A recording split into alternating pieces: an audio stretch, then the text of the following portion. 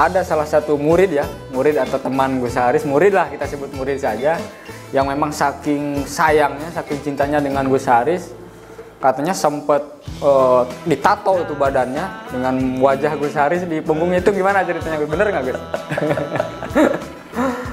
Iya, jadi waktu itu Saya dapat musibah ya, jadi ceritanya ibu saya ini sakit Gus, sempat masuk ICU. Ibu saya udah, kata dokter sudah diponis hampir detak jantungnya itu berhenti Gus. Saya ingat kata guru saya, perbanyak sholawat katanya. ketika kita bikin Nabi Muhammad bahagia, ketika kita bikin Nabi Muhammad bangga terhadap kita, Allah langsung yang akan membahagiakan kita.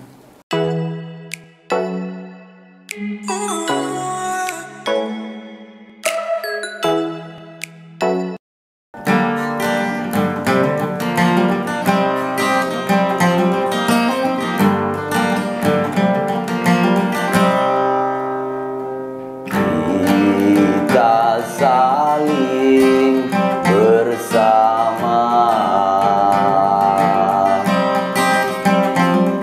hilangkan semua derita,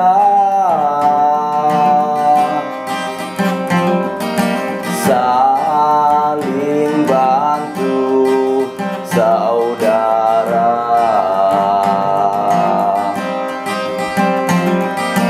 raih gapai bahagia.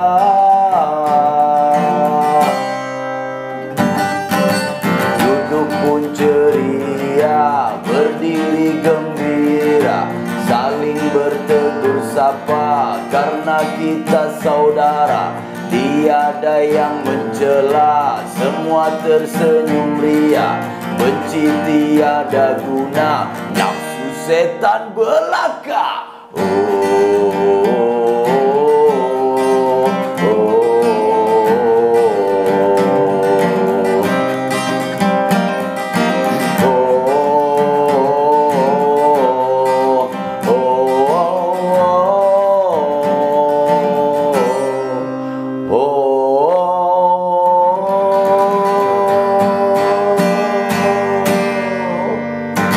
Luar biasa.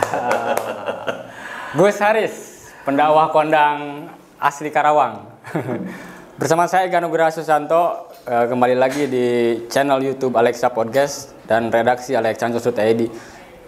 Di awal tadi kita sudah dibuka dengan lagunya dari Gus Haris. Judulnya apa Gus, kalau boleh tahu? Itu saya kasih judul Kita Bersaudara. Oh, tapi sebelum kita ngebahas soal lagu-lagu yang sudah diciptakan oleh Gus Haris dan dinyanyikan, kita akan ngobrol-ngobrol hal lain dulu Gus. Boleh. Tapi sebelumnya, apa kabar Gus? Sehat? Alhamdulillah baik, sehat. Pemirsa semua, Ya. Alhamdulillah sehat. Terima kasih nih sudah mampir ke kantor Berita Alexander.id Gus. Alhamdulillah. Mudah-mudahan sehat selalu ya. Amin, Mas Ega sehat. Alhamdulillah sehat Gus, selalu sehat. Ini kalau ngelihat Gus Haris itu ya, rambut mukanya tuh seneng gitu. Banyak yang doain soalnya. Oh ya, amin. Amin Banyak Gus. saudara. Amin. Nah, kesibukan sekarang apa Gus selain dakwah?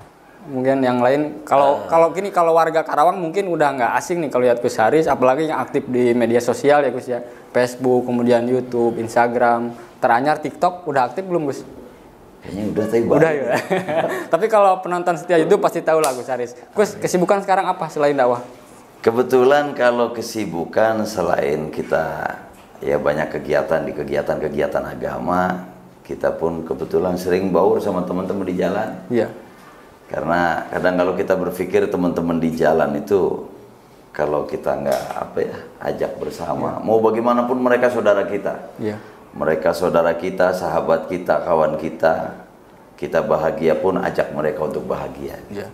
Karena Jadi mungkin banyak kegiatan di jalanan sama mereka. iya, karena saya lihat juga di media sosial Gus Haris sering nyanyi, tampil di penontonnya para anak jalanan.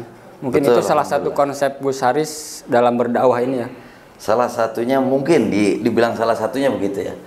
Sehingga saya bikin lagu juga, yang lagu ini lebih ke mengajak ke sahabat-sahabat untuk bersatu, untuk semangat gitu ya. Jangan sampai kita putus asa lah intinya. Masa depan kita masih panjang, teman-teman di jalan pun yang mungkin dianggap sebelah mata sama orang, mereka pun punya masa depan. Jadi lagu-lagu yang saya bikin lebih banyak untuk motivasi teman-teman jalanan juga. Bahkan dalam beberapa kesempatan saya sempat melihat Gus Haris ini komunikasi intens dengan orang-orang yang punten ya Gus ya, yang bertato, yang memang kadang dianggap sebelah mata oleh sebagian orang. Justru Betul. Gus Haris ini akrab dengan mereka gitu ya. Alhamdulillah. Sudah lama Gus?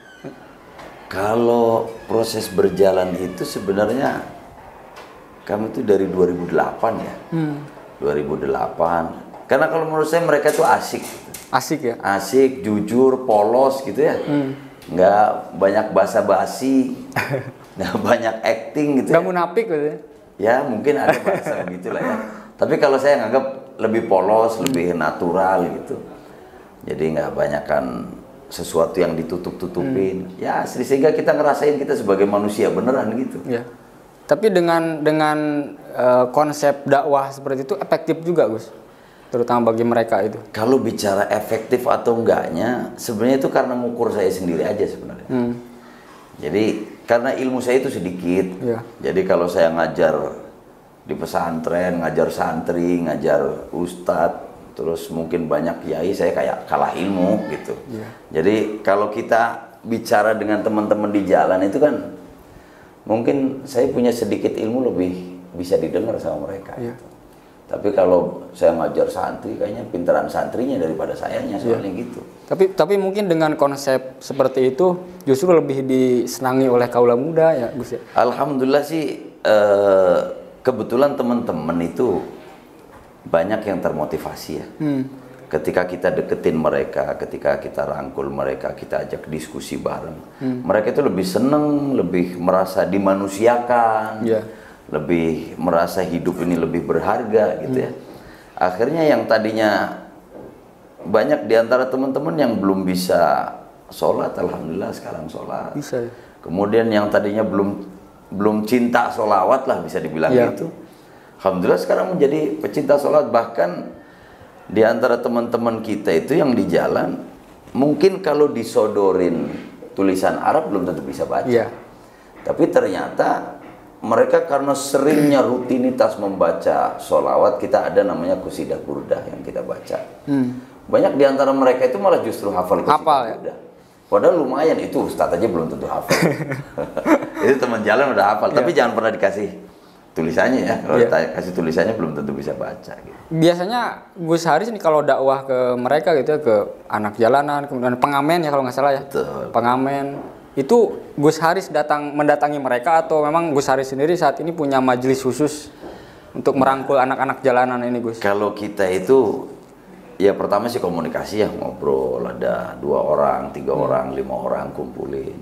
Nanti ketika sudah agak lumayan banyak 20-30 orang, ya akhirnya kita bikin kegiatan lah, kegiatan kecil-kecilan. Karena kalau kegiatan terlalu besar, biayanya besar, untuk istiqomahnya agak berat.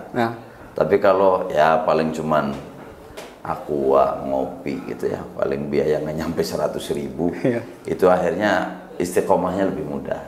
Itu biasanya setelah kita diskusi sama 5 orang, 7 orang, nanti kita kumpulin, nah itu baru kita datang di situ. Tapi alhamdulillah sekarang sudah bisa dibilang rutinan ya. Jadi udah pindah-pindah gitu, beda lokasi. Kayak sempat kemarin kita adakan di Terminal Kelari. Iya, saya nonton tuh. Terus ada di kolong jembatan sini pernah. Ya alhamdulillah pindah-pindah gitu aja. Nah tadi soal istiqomah tuh, gimana murid-murid Gus Haris? Apakah sudah istiqomah semua? Atau memang ternyata ada nih murid yang agak ngeyel juga di depan Gus Haris. Udah mulai hijrah tapi ternyata dia masih melakukan aktivitas-aktivitas yang dilarang oleh agama Gus. Kalau bicara istiqomah itu, ini proses kepanjangan sebenarnya. Wah betul itu. Jadi nggak ada orang bilang istiqomah, saya alhamdulillah ini seminggu istiqomah gitu. Dia bukan istiqomah, istiqomah ya terus menerus. Jadi kalau misalkan ada yang sekarang sudah rajin sholat, kemudian suatu ketika berubah, agak males sedikit tentang sholat, itu yang disebut manusia ya begitu. Karena nafsu manusia itu pertama disebut ammaratun bisu. Pasti nafsu manusia itu selalu kepingin untuk yang tidak baik aja. Kalau ngelakuin yang nggak baik, nggak bener, menyalahin aturan itu hati kayak tercerahkan, bahagia. Nanti ketika nafsu itu dipaksa akan bergeser, nafsu itu menjadi nafsu lawamah. Lawamah ini kadang dia kepingin berbuat baik, kadang condong berbuat nggak baik, kadang rajin sholat, kadang malas. Itu manusia. Dipaksa lagi nafsu itu menjadi nafsul mutmainnah. Sudah tumaninah untuk taat kepada Allah. Jadi kalau misalkan teman kita bagaimana, apakah yang sudah kembali udah sholat kemudian berubah lagi nggak sholat itu? Yang kita aja kadang kalau taat sama begitu. Kadang kita rajin baca sholawat, kadang keluar malasnya. Kadang kita tengah malam bangun rajin, kadang ya berat juga untuk bangun. Ya manusia begitu. Yang penting punya tekad kuat. Bagaimana caranya hidup kita semakin hari semakin baik, semakin baik, semakin baik. Tapi Gus, selama Gus Haris nih dakwah ya, terutama bertemu dengan para anak jalanan, kemudian para pengamen, tantangan terberat Gus apa Gus? Misalkan lagi dakwah ternyata ada anak yang mabuk atau masih bau alkohol, pernah ngalamin itu Gus? Kalau itu alhamdulillah agak sering. Justru sering ya? Sering. Nah, itu cara menghadapinya gimana tuh? Kalau saya memandang sesuatu itu begini. Mampukah Allah mentakdirkan diri saya tiap hari, tiap jam, tiap detik bertemu dengan orang saleh, bertemu dengan orang yang berakhlak baik? Kalau Allah mentakdirkan, bisa apa enggak?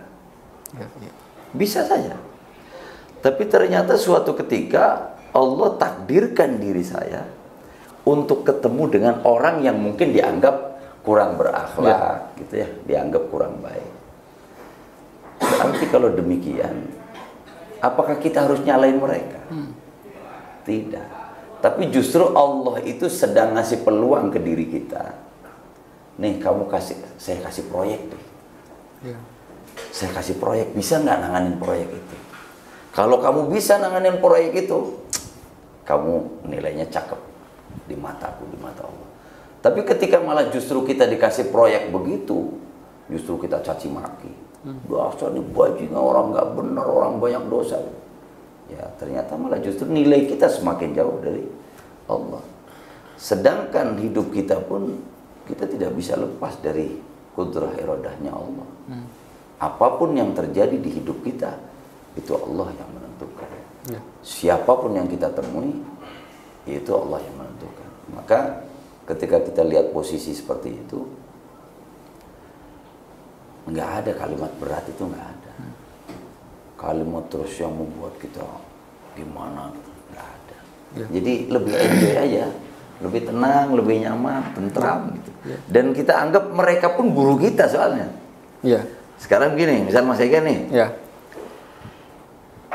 ada orang mabok, ternyata dengan mabok itu sampai tepar di tengah jalan misal gitu ya.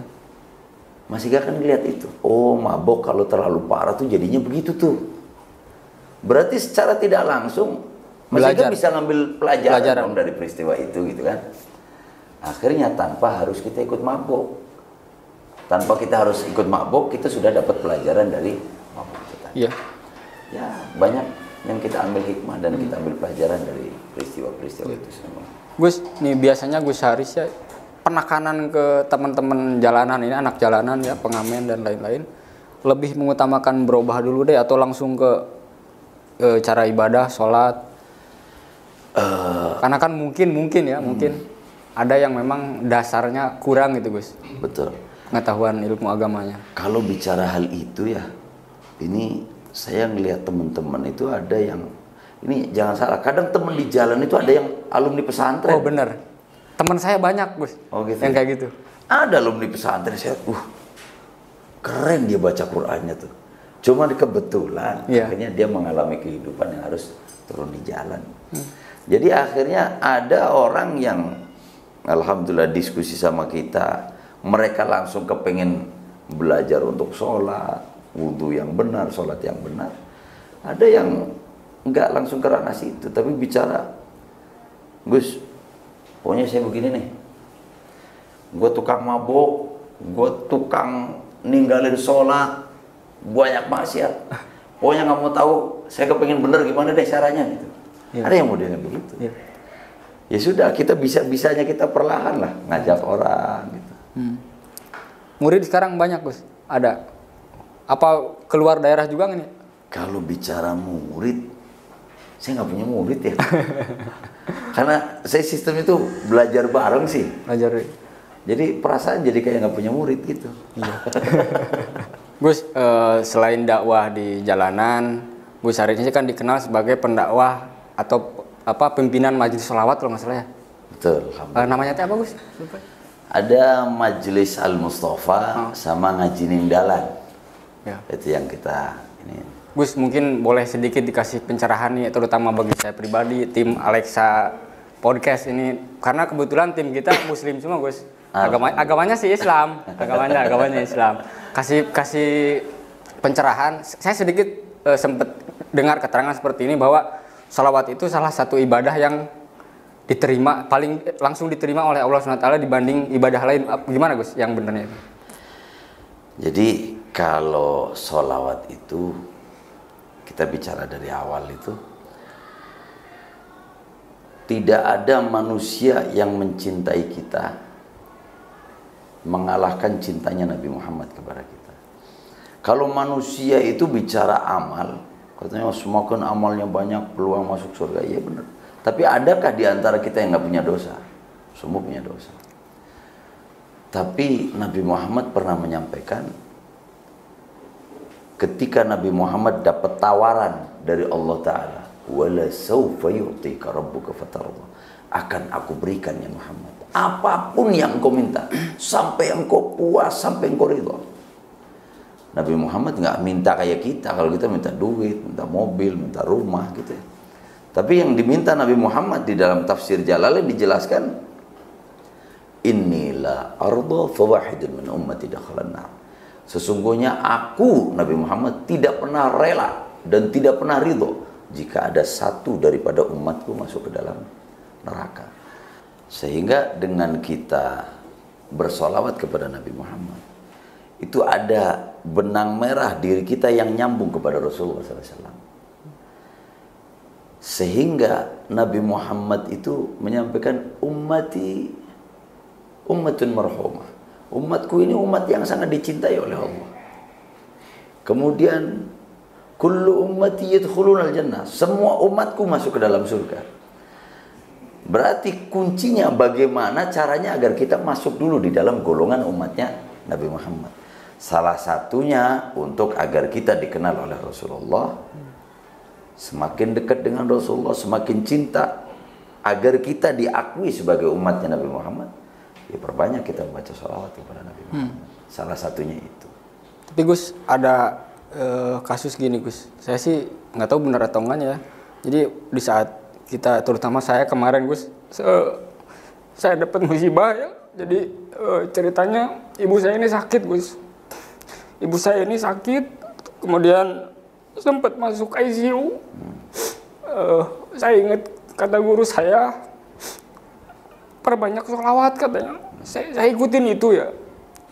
Ibu saya udah, kata dokter sudah diponis hampir detak jantungnya itu berhenti Gus. Kemudian saya kemudian waktu baca sholawat adrik nih Gus, itu salah satu sholawat yang terus dulu diajarkan oleh guru saya di pesantren. Saya baca sholawat itu mungkin kalau dihitung ya mungkin ribuan kali, dan saat baca sholawat itu saya bermohon ke Allah, ya Allah, kalau emang ibadah sholawat saya diterima, tolong berikan keajaiban, selamatkan ibu saya waktu itu ya. Karena sudah masuk ICU dan dokter sudah memvonis bahwa detak jantungnya kemungkinan berhenti. Nah, menurut Gus Haris melihat contoh kasus seperti itu gimana Gus? Gini Mas Ega, ketika ada orang yang rela berbuat baik, rela berkorban terhadap orang yang kita cintai, kita sebagai orang yang mencintai orang tersebut, kita pun kadang akan rela berkorban apapun. Misal Mas Ega, tahu-tahu kok ada orang yang membantu Mas Ega sampai ibunya Mas Ega sembuh. Kira-kira apa yang akan dilakukan Mas Ega terhadap orang tersebut? Ya pasti ngucapin terima kasih. Ya pasti akan berupaya untuk nyenengin orang itu. Karena orang itu telah membahagiakan orang yang kita cintai. Nah, dengan kita membaca sholawat itu tadi, kan kita itu mewujudkan dan membahagiakan orang yang dinyatakan sebagai kekasih Allah. Siapa kekasih Allah? Nabi Muhammad. Ketika kita bikin Nabi Muhammad tersenyum, ketika kita bikin Nabi Muhammad bahagia, ketika kita bikin Nabi Muhammad bangga terhadap kita, Allah langsung yang akan membahagiakan kita. Sehingga dengan kita membaca sholawat kepada Nabi Muhammad terus menerus, Allah akan menjaga diri kita, membahagiakan diri kita, dan membahagiakan orang-orang yang kita cintai. Sehingga kenapa kekuatan sholawat itu luar biasa. Bahkan termasuk kalau gurunya Mas Ega menyampaikan tadi, ketika ibu sakit berbanyak baca sholawat. Karena ada benang merah Mas Ega terhadap Nabi Muhammad, yang mana Nabi Muhammad adalah kekasih Allah. Sehingga Allah pun akan membahagiakan Mas Ega, karena Mas Ega tidak akan bahagia ketika ibunya sedang sakit. Maka termasuk ibunya pun dibahagiakan, disehatkan oleh Allah Ta'ala. Bahkan ketika kita membaca sholawat, itu wujud orang yang berbakti kepada orang tua. Kenapa? Ketika kita membaca Allahumma salli ala Sayyidina Muhammad wa ala ali Sayyidina Muhammad, Malaikat Jibril itu langsung menyampaikan kepada Rasulullah, ya Rasulullah, sesungguhnya Fulan bin Fulan, berarti yang disebut orang yang baca sholawat dan orang tuanya orang yang membaca sholawat tersebut, disampaikan namanya kepada Rasulullah. Kemudian Rasulullah menyampaikan, ya Jibril, sampaikan salamku kepada Fulan bin Fulan. Nama kita dan nama orang tua kita disebut dengan lisan sucinya Nabi Muhammad. Makanya ini punya satu keistimewaan yang luar biasa dalam kita membaca sholawat. Tadi nasihat dari gurunya untuk berbanyak baca sholawat. Sering-seringlah baca sholawat. Jalankan, itu sangat bagus. Dan sangat bisa mengobati hati kita dan bisa membuat kita semakin dekat dengan Allah. Dan mungkin itu salah satu. Bisa disebut keajaiban nggak bisa? Atau emang itu janji Allah gitu untuk? Karena sebenarnya Allah sendiri itu nggak ada. Allah kepengen bikin manusia satu, nggak ada. Tidak ada ceritanya Allah mau bikin manusia susah, nggak ada. Cuman kadang kita sendiri yang lupa dengan Allah. Bahkan problem pun yang tidak akan nampak kerusakan di daratan dan di lautan kecuali atas ulah manusia itu sendiri. Kadang ada sesuatu apa yang misal deh, ada orang punya masalah. Jangan kadang orang dikit-dikit langsung nyalain Allah sih. Problem datang kepada kita langsung, ya Allah, begitu berat cobaan yang kau berikan kepada kami. Koreksi diri dulu, kita dikoreksi dulu gitu. Apa yang telah kita lakukan sehingga problem itu terjadi kepada diri kita? Karena dasarnya Allah Ar-Rahman Ar-Rahim, sayang banget sama kita. Insya Allah ketika kita mau dekat dengan Allah, semua solusi kehidupan ada. Bahagia bukan cuma di dunia, bahagia dunia, bahagia akhirat. Amin. Gus, sementara minum dulu. Saya paling gak kuat dah kalau ngobrolin orang tua itu. Terus ini minum kopi nih? Enggak apa-apa, ini aja. Luar biasa nih pencerahan dari Gus Haris. Sebenarnya obrolan kita masih ada yang lain ini. Nanti kita juga akan diberikan lagu yang kedua oleh Gus Haris. Mungkin ada lagi nggak, Gus? Karena kan album kan sudah bentuk album ya. Alhamdulillah sudah ada 2 album, kemudian single-single juga ada. Single-single yang memang jadi andalan Gus Haris nanti yang sudah dipasarkan di beberapa platform, kalau nggak salah Gus Haris ya. Betul. Ada di Spotify juga ada. Ada Spotify, Deezer, kemudian iTunes, Joox. Ya di IG, di Instagram nggak? iya di Instagram, Facebook, kemudian di kayaknya ada YouTube juga ada. Ya. Nanti link-linknya kita cantumkan di deskripsi channel YouTube kita. Gus Haris, ini baru ke pertanyaan inti nih. Oh, gimana? Pemilu ini kan dalam waktu dekat akan digelar, Gus. Betul. Ya, pada tanggal 14 Februari 2024. Mungkin hitungan bulan ya. Sekarang sudah November, Desember, 4 bulan lagi kita akan menghadapi pemilu legislatif, kemudian setelah itu Pilpres, dan setelah Pilpres juga di akhir tahun pada Desember 2024 juga akan digelar pemilu kepala daerah atau pilkada. Gus, saya ingin tahu nih bagaimana tanggapan Gus Haris terkait peran ulama dengan politik, terutama menjelang pemilu 2024. Apa yang harus dilakukan oleh ulama? Ini kalau bicara politik kita harus bedah dulu nih. Kita mau politik itu kan banyak nih. Ada politik kebangsaan, ada politik negara, ada politik keagamaan, macam-macam. Tapi mungkin ini urusannya kan masalah terkait dengan pemilu kali ya. Iya. Kalau terkait dengan pemilu itu begini. Kita sebagai warga negara yang baik, maka kita pun harus tentukan pilihan kita. Dengan pertimbangan-pertimbangan kita yang matang, siapa sosok yang akan kita pilih sebagai pemimpin kita. Tapi tentunya kembali ke niat kita. Jangan sampai kita itu memilih orang yang kita pilih hanya karena kepentingan. Hanya karena kepentingan sesaat. Ya maaf nih, misal cuma nyari duit doang gitu ya. Yang penting gua dapet gitu. Padahal mungkin secara kapasitas orang yang kita pilih belum tentu bisa sesuai dan cocok untuk memimpin gitu ya. Tapi hanya faktor itu. Maka yang pertama harus kita dasari, kita memilih dengan hati nurani dan dengan pertimbangan yang matang menurut kita. Karena itu akan menentukan 5 tahun yang akan datang. Entah itu dari bupati, kemudian gubernur, bahkan presiden. Itu akan menentukan masa depan bangsa Indonesia 5 tahun yang akan datang. Maka kita harus pertimbangkan matang-matang. Kalau seperti ini boleh nggak jadi perhitungan, Gus? Atau ada nggak aturan dalam agama Islam bahwa menentukan calon pemilih dalam hal ini ya presiden, wakil presiden, Gus, harus yang bisa sholat, harus yang berwudunya benar. Itu boleh nggak, Gus? Ternyata memang misalkan ini saya nggak nyebut ya, misalkan ada salah satu calon itu ternyata jangankan sholat, itu baca Al-Fatihah saja belum bisa. Tanggapannya gimana, Gus? Kalau kita sekarang bicara pemimpin yang sempurna, sulit ya. Sulit ya? Ya karena kalau bicara manusia sempurna ya Nabi. Oh iya. Tapi kalau manusia pasti punya kekurangan. Iya.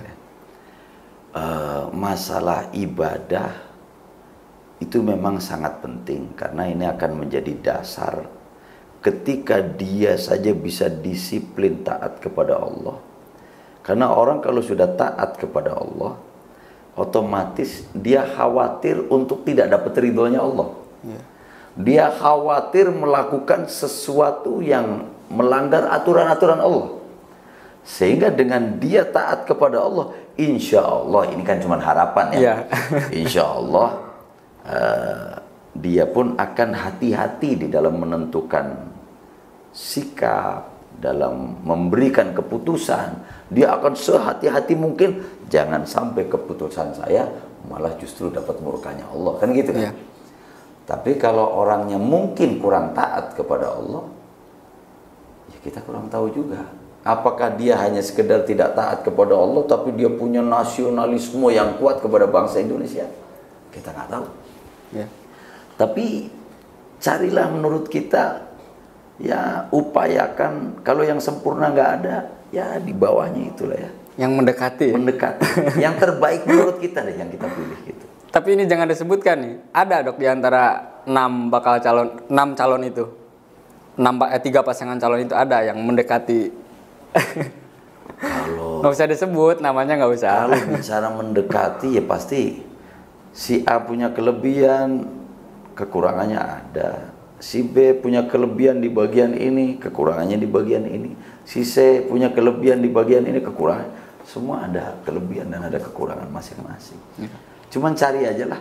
Pokoknya semua cari yang paling terbaik di antara calon yang ada gitu. Berarti melihat dari sisi agama ini sangat penting lah intinya, gitu Gus ya? Ya lumayan penting. Sangat penting. Sangat penting. Gus, satu lagi nih seputar itu, dengan sistem pemilihan yang dilakukan di Indonesia saat ini memang itu sudah bisa sesuai syariat Gus Islam. Kalau sistem itu pasti dibentuk sebaik mungkin. Apakah dulu zaman Nabi juga seperti ini, maksud saya itu? Dulu itu kan sempat ketika wafatnya Rasulullah, cuma agak beda memang, agak beda begini. Kalau dulu ketika wafatnya Rasulullah, kemudian siapa yang akan jadi khalifah gitu ya, itu saling menolak. Kamu aja yang jadi khalifah. Oh jangan saya. Oh justru kamu aja nggak mau ya? nggak mau menolak. Kenapa? Tahu bahwa kullukum ra'in wa kullukum mas'ulun an ra'iyati. Kalian semua adalah pemimpin. Dan setiap pemimpin akan dimintain pertanggungjawabannya akan kepemimpinannya. Saya Mas Ega nih, kalau nggak punya keluarga, ya kita berarti mimpin diri kita. Kita mimpin mata kita, telinga kita, mulut kita. Kita punya keluarga, kita mimpin keluarga kita. Semua akan semakin besar yang kita pimpin, semakin besar pula pertanggungjawabannya di hadapan Allah. Makanya banyak menolak. Nah ini makanya kalau bicara dikembalikan dengan sejarah zaman Rasulullah beda. Mereka banyak yang nolak. Kalau sekarang malah justru berebut ya. Ada apa ya? Gitu kan. Siap Gus Haris. Oh iya, Gus Haris ini kan sebagai salah satu tokoh ulama di Karawang ya Gus ya. Mungkin kalau di warga Karawang pasti semua kenal. Begitupun di Bekasi, Jawa Barat lah, Purwakarta. Nah Gus, apa sih peran yang harus dilakukan peran ulama nih terkait politik yang ke depan ini Gus? Yang jelas begini, tidak hanya ulama, semua. Kalau bicara cinta tanah air, lebih luas dari itu bicara cinta kepada agama masing-masing. Yang Islam dengan cinta kepada Islamnya, yang non-Muslim dengan cinta kepada agamanya masing-masing. Yang paling mendasar, apa sih kita terjun di dalam urusan begini? Ikut mikir begini. Orang mencalonkan diri tujuannya untuk apa? Kalau bicara ucapan-ucapan, saya mencalonkan diri karena mau berjuang. Kebanyakan begitu. Pertanyaan dibalik Mas Ega. Kalau misalkan nggak jadi, terus berjuang nggak kira-kira? Kan niat awal nih. Mau berjuang. Mau berjuang katanya. Terus kalau nggak jadi, berarti nggak berjuang. Nah ini yang perlu kita koreksi. Kembali niat dulu. Setelah itu, di dalam perjuangan itu, kita dasarnya adalah cinta kepada tanah air ini. Kalau cinta kepada tanah air, jangan sampai justru kita menjadi biang perpecahan di antara bangsa Indonesia. Termasuk peran ulama, peran tokoh masyarakat, tokoh pemuda, siapapun. Bagaimana caranya kita tentukan pilihan tanpa harus kita saling menjatuhkan. Kalau mau itu casingnya seperti ulama, tapi dia menjatuhkan A, menjatuhkan si B, menjatuhkan si C, tidak akan pernah dibenarkan di dalam agama. Karena orang nggak perlu pesantren, kita tahu yang namanya bicarain aib orang itu dosa. Nggak usah ngaji, kita tahu kalau namanya ngejatuhin martabat kehormatan orang dosa, udah tahu. Ada orang mungkin casingnya seperti tokoh apa gitu, tapi justru yang dia lakukan jatuhin orang, menghujat si A, menghujat si B, jauh dari nilai-nilai luhur agama.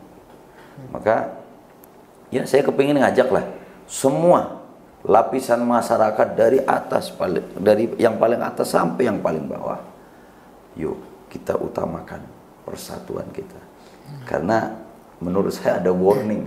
Warning ini menurut saya agak lumayan keras ya. Kalimatnya itu begini Mas Ega. Kata Rasulullah, la yu'minu ahadukum. Tidak dikatakan orang beriman di antara kalian. Walaupun sebagian ulama ada yang mentafsiri tidak sempurna iman kalian. Hatta yuhibba li akhihi ma yuhibbu li nafsihi. Jika belum bisa mencintai orang lain seperti mencintai dirinya sendiri. Kita belum bisa mencintai orang lain seperti mencintai dirinya sendiri. Itu disebut tidak beriman. Walaupun ulama mentafsiri tidak sempurna imannya. Lah kalau kita menghujat orang, berarti kira-kira apa julukannya? Maka dari itu, yuklah bareng-bareng kita bersatu, saling menghormati, saling mencintai. Nah kadang si calon-calon pun sama. Calon-calon itu bilang, ayo damai, cinta. Dia nggak sadar, lu tuh biangnya perpecahan. Gara-gara lu akhirnya dibawa berapa orang ini pecah. Ini yang terjadi.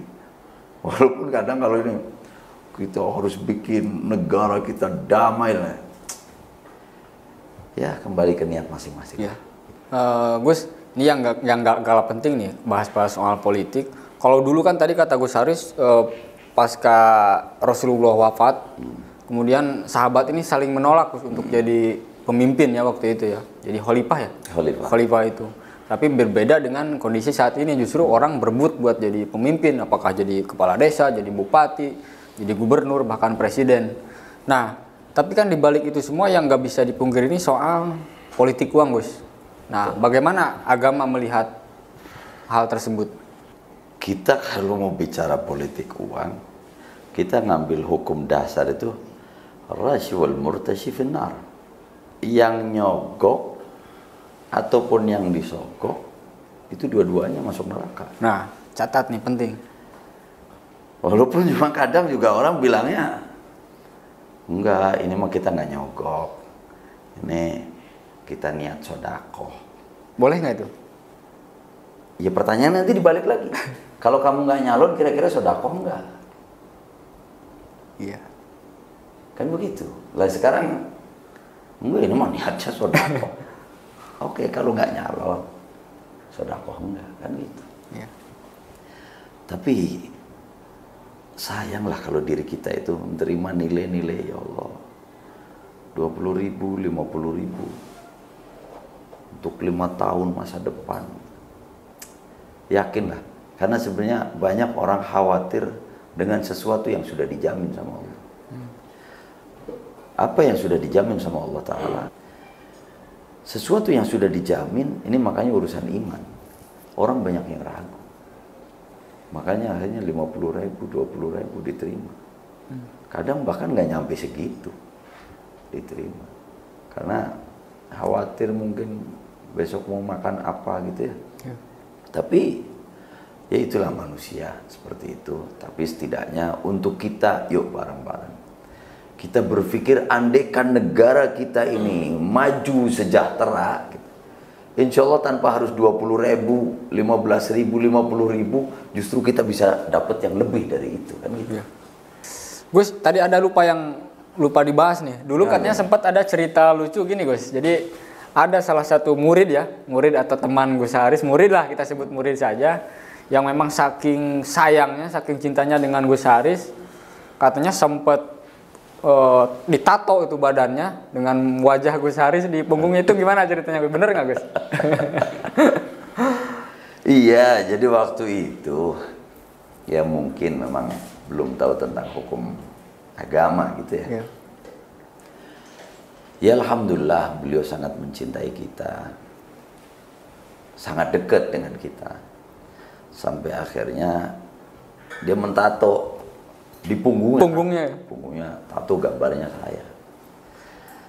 Ketika dia nunjukin ke saya itu ya lemes saya itu, hampir kayak nggak ada tulang tubuh saya itu, lemes benar. Sampai saya tanya, kenapa kamu tato tubuh kamu dengan foto saya. Dia jawabnya tuh begini, Gus, kita itu jelasnya masuk neraka katanya. Dia bilang begitu. Saya itu jelas masuk neraka. Minimal lah Gus, ketika malaikat mau nendang saya ke neraka, lihat fotonya Gus Haris.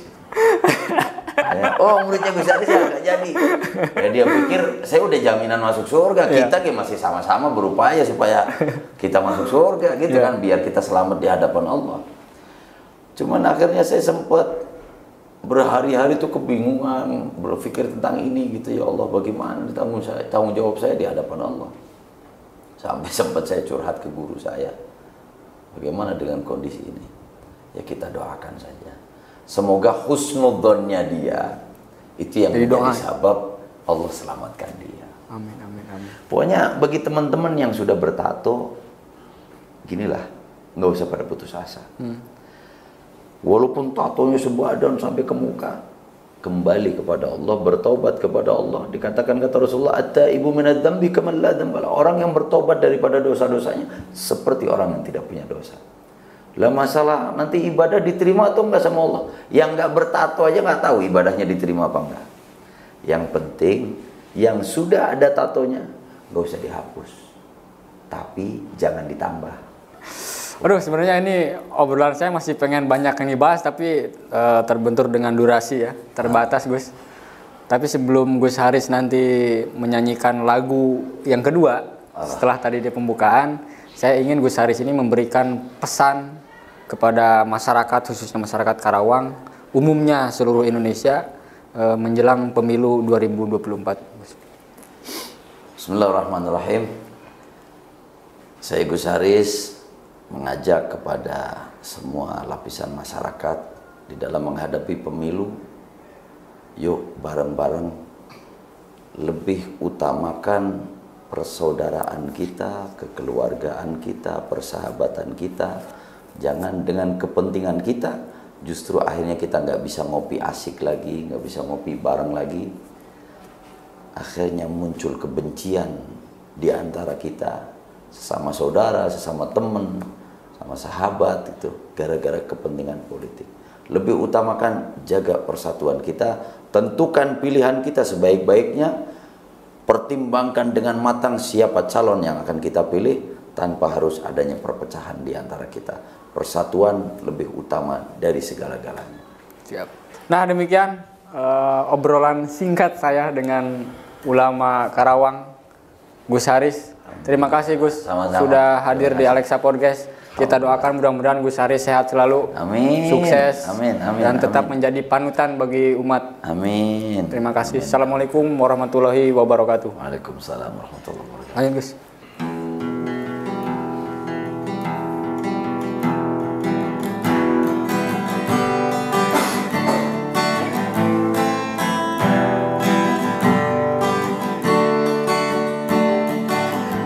Apakah cinta hanya sebutan?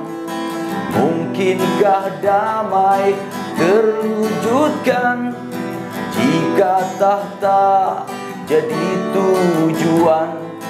Kehormatan dikejar-kejar, mata saling curiga, mulut saling menista, hati terbelenggu dunia, nafsu merajainya. Cukuplah, cukuplah sudah. Hentikan semua. Ingat Tuhan berkuasa, Raja atas segalanya.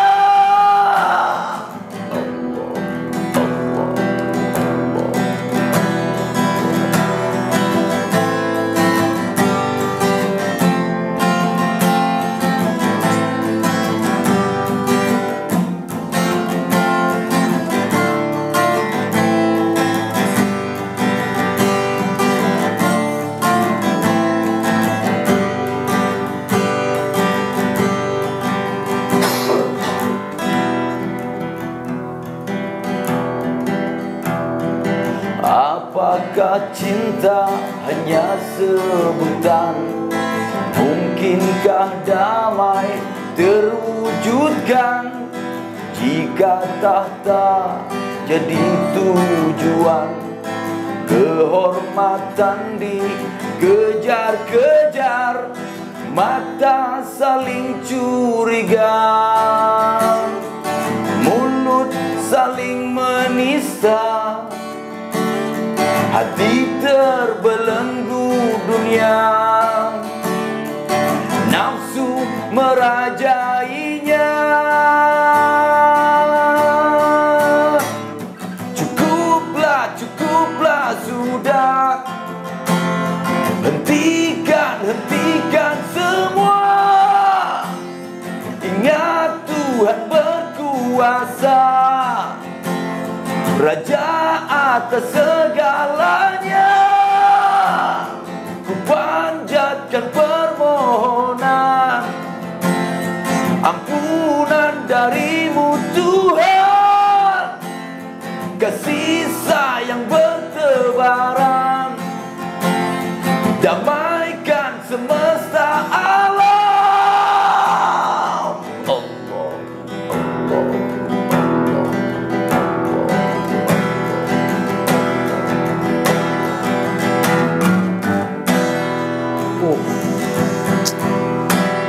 Luar biasa ya. Gus, mungkin terakhir nih, teman-teman Alexa mungkin ada yang pengen dengerin lagu ini, bisa ditonton di YouTube, namanya apa sih?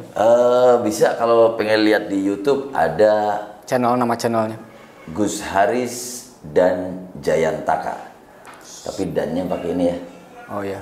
Termasuk ini ya, Gus, Spotify ada lagu ini ya? Ada. Ini alhamdulillah beberapa lagu saya itu ada di Spotify, ada di Deezer, iTunes, kemudian ada di semua platform musik lah, termasuk YouTube musik, semua ada. Oke, siap. Terima kasih, Gus. Jangan lupa subscribe, like, share, bagikan. Semoga bermanfaat. Terima kasih. Assalamualaikum warahmatullahi wabarakatuh. Waalaikumsalam warahmatullahi wabarakatuh.